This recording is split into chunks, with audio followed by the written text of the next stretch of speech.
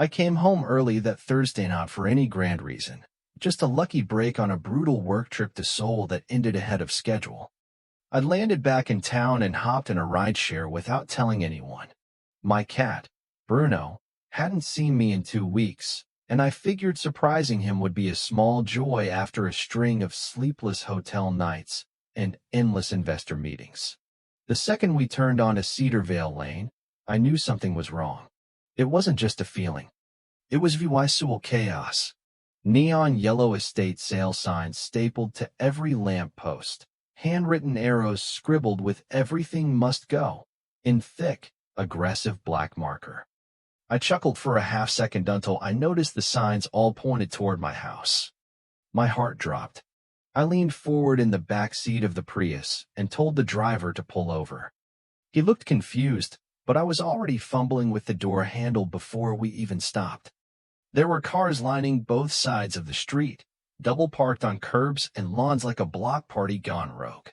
Then I saw my house. My actual house. And I swear for a second he couldn't breathe.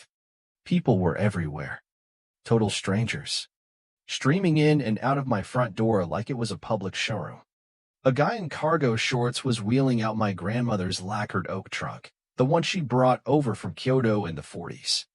2 women were haggling over my bar cart near the driveway, clinking the bottles like they were at a flea market.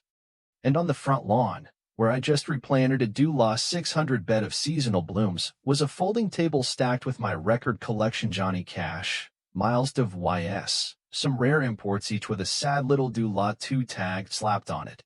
I froze. I couldn't move. Then I saw her, Meredith Callahan, HOA president. Blonde bob. Pearls even on weekends. Smiling like she was hosting a garden brunch. She stood near the porch steps, clipboard in one hand, mobile card reader in the other, chatting it up with a couple holding my vintage Tiffany lamp like it was a yard sale trinket.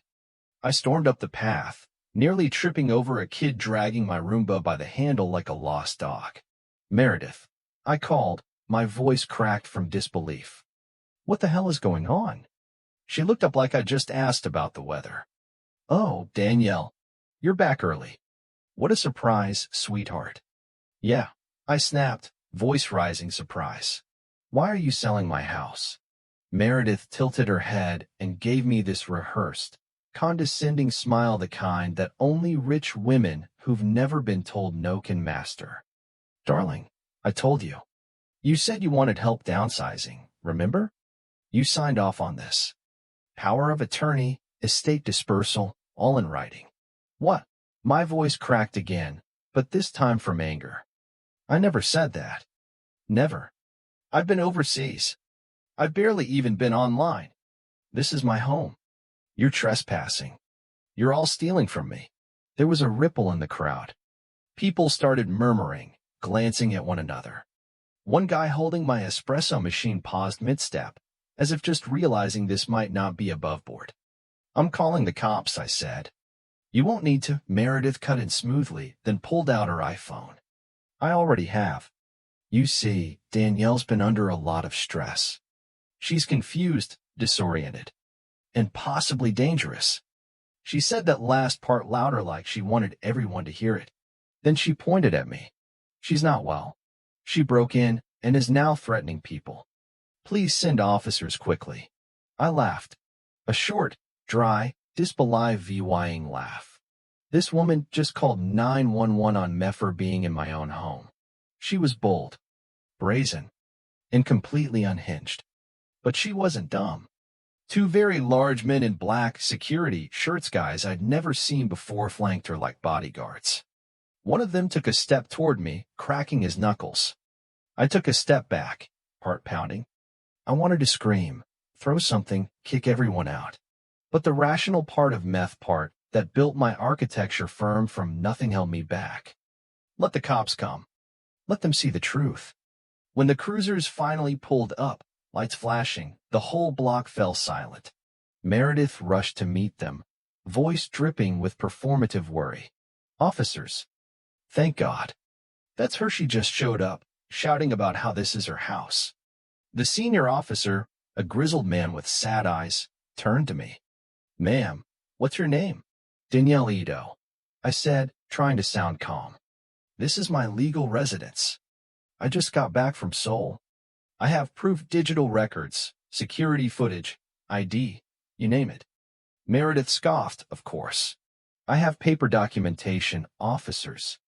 Not some glitchy cloud thing. Notarized, filed, all legal.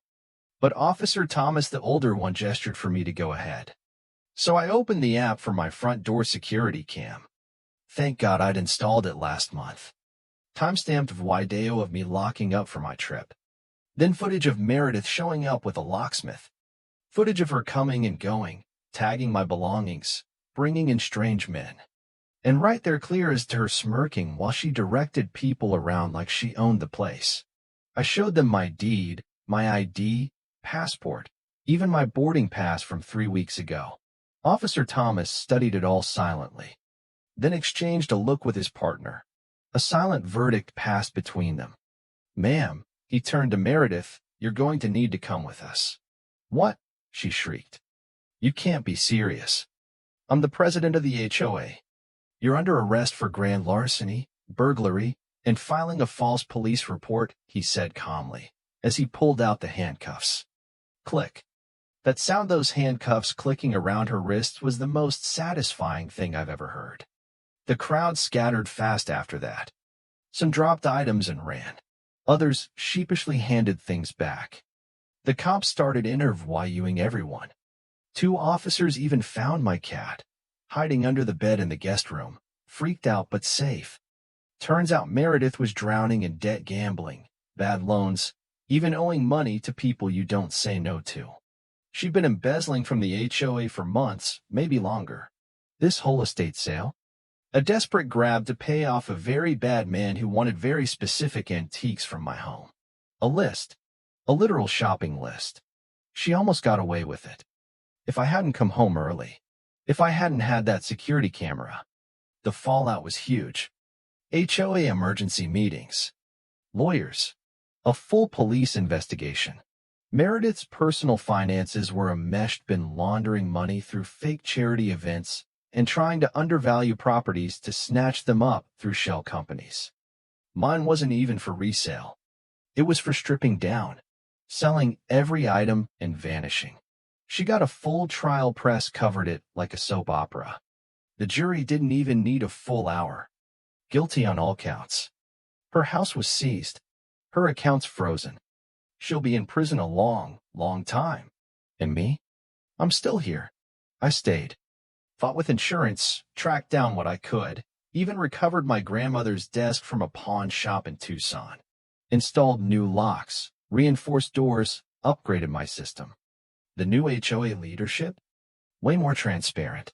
I look at my house differently now. It's not just a roof and walls anymore. It's a reminder of what I almost lost. Of how quickly trust can be betrayed by someone who wears pearls and calls herself community-minded. But also of how one doorbell camera and a little courage can make all the difference. What would you have done if you walked in on someone selling off your life? Let me know in the comments. And don't forget to subscribe if you want to hear more insane stories from the suburbs that are anything but quiet.